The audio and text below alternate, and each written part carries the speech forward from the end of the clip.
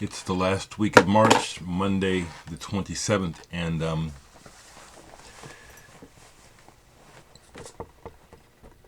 I just thought I would get on and talk about a couple of records that are sitting down here that I played that are old favorites.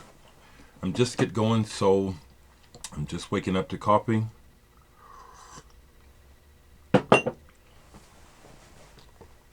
Have a busy week ahead. I'm sure many of you do as well. I hope your week goes well.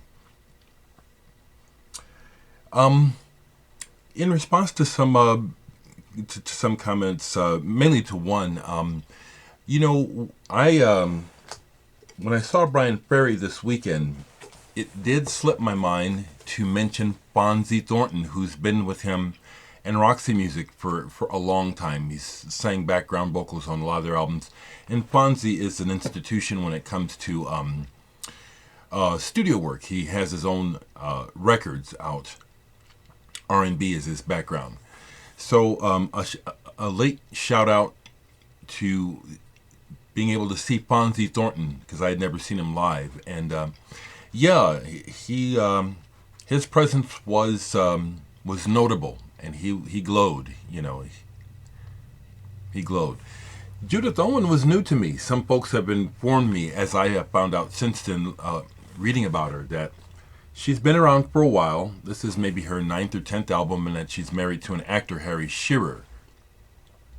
But she was new. She was new to me. So what you heard was she was new to me.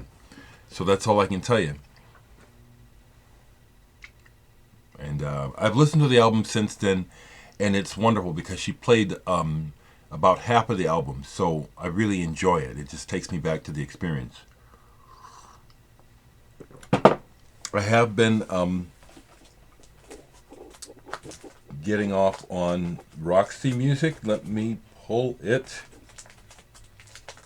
Avalon. I was playing Avalon. I was playing some, yeah. Playing Avalon. Yeah, this is a wonderful piece of art. And it shows to me, to my ears, how important Phil Manzanera's guitar playing is to the sound of Roxy Music.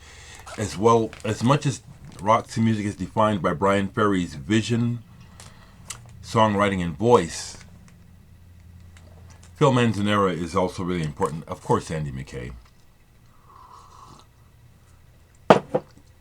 Great album. Great pop album that it's kind of like Brian Ferry kind of knew that he wanted to make music that he could grow old being proud of and still listening to. Wonderful album. Some other records I listened to last night that are just like comfort food, absolute favorites of mine. This is The Long Hello by David Jackson, Hugh Banton, Guy Evans, and friends. In essence, this was made by the members of the Vandergraaf Generator when they were in Italy on tour, and Peter Hamill went back, or there was a separation, and these guys had made some Italian friends and started recording. And this is a wonderful album. The cover really captures the feeling, particularly of the track Fair Hazel Gardens on here. Just a wonderful, magical sounding album. The cover really fits the ambience of the album. Faust is one of my favorite bands, and I bought this album in 2009, I believe it was, while I was on tour in Germany.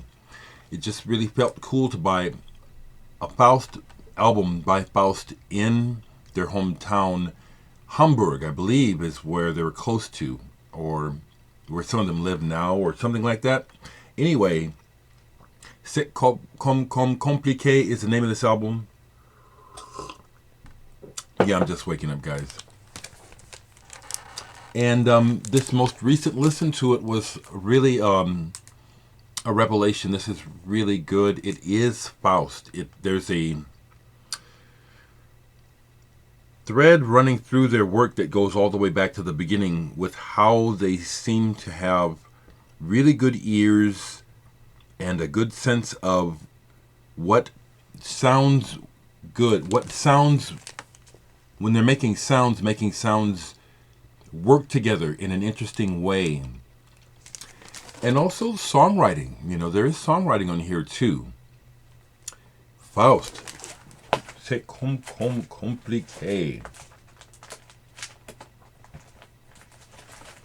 Two more albums from my past that, as much as I love them, it took me a while to actually appreciate them. Matching Mole's first album. When Robert Wyatt was basically kicked out of Soft Machine, he made this album. Diana Biernat's latest video, which I did watch, I like Diana's personality and her needle drops and her artwork, which keeps me interested, got me to playing these. And this first album, he's depressed and getting over breaking up with his girlfriend Carolyn at the time, and so that's just throughout the album. But beyond that, the musical compositions, which to me, when I first got the album, seemed like they just kind of meandered. Now, with years later and many listens, it's a journey, and it's a journey of the heart. It's a journey of Robert Wyatt's heart. Even though he's got this band with great players, Dave Sinclair, Bill McCormick, Phil Miller. This is a Robert Wyatt album. Now the second one, Little Red Record, is when things really come together. Now in my opinion, when I first got this, I liked it, but I just like it more even now. Produced by Robert Fripp, Brian Eno does some very spectacular sound work on this album. The words, Robert Wyatt's sense of humor and wordplay is all through this album, which I've always enjoyed. I contradict myself because I'm human. I say I don't listen to words, but that's not true all the time. It depends. So Robert Wyatt's wordplay, it caught my attention when he was in Soft Machine. So besides the music on here, which is wonderful, it's a very sprightly, wildly wide-ranging approach to jazz rock. The whole band can really play, but they're very playful with it. And then they get Robert Eno involved with sound work. This is really excellent. So thank you, Diana, for showing your copy and reminding me. Excuse me for all this. This is my morning coffee hitting me. Excuse me, folks. Thank you. Thank you very much. Here's something I played recently. Another album where most of the words made a difference to me when I first heard the band. Minor Threat. This is Washington, D.C. band. I never got to see them live, and when Fugazi came through town, I always missed them, which I'm sorry I did now. They were events. When the kids, well, they're not kids now, but when my friends talked to me about when Fugazi played in Omaha, I really missed something, apparently. And this is an important album to me. I still really get into this, not just the feeling. There's an angst and an anger and a real, in my opinion, justified frustration that Ian MacKaye really gets right on this album, mainly with his voice. His words too, but the music as well. I love the way this album starts, and once it starts, I just go with it. Minor Threat. I think this is really a very important record. I also know that this is their two first EPs put together on a 12-inch, and this is one of the first runs. They did several colors: red, gray, blue. I got a red one. Important album. Important. I don't know if I showed this, but recently I had this out. I had done a big review on this back in my early days when I was doing a thing with the Psychedelic Baby blog site, and did a review of this. I'm not going to say the name of the band because I always get it wrong. And when I made the video where I kept saying the name wrong, it really irritated people.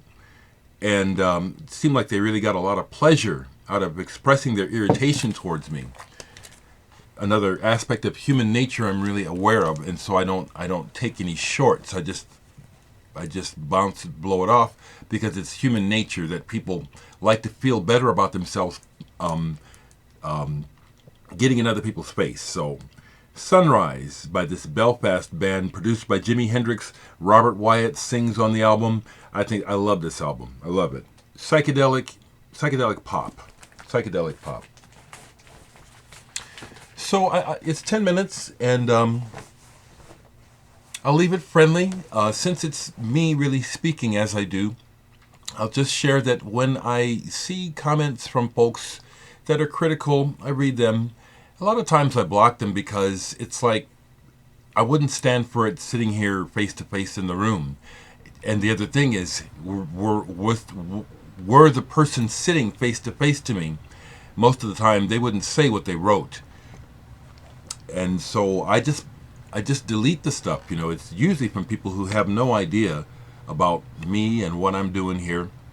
And so it's like, it's unnecessary criticism. I'm in here in my house, in my record room, my studio, drinking coffee, minding my own business. I'm projecting this out into the public, but people who make assumptions about what I'm up to here and make comments that get it wrong, I'm not having it. No.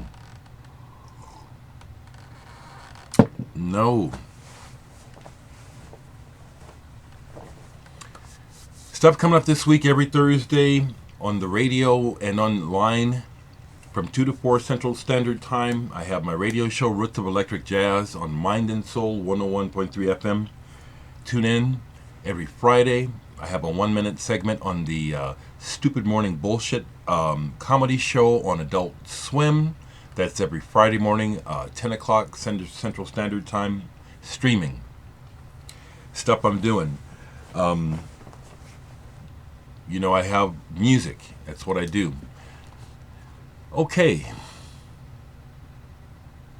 Thanks, everyone, for being my friend and accepting me, because I accept you. And for you folks that have never met me in person, that are here trying to be my friend, I do accept you, but I guarantee you, whatever you perceive about me, however you feel about it, it would be completely different once we met in person.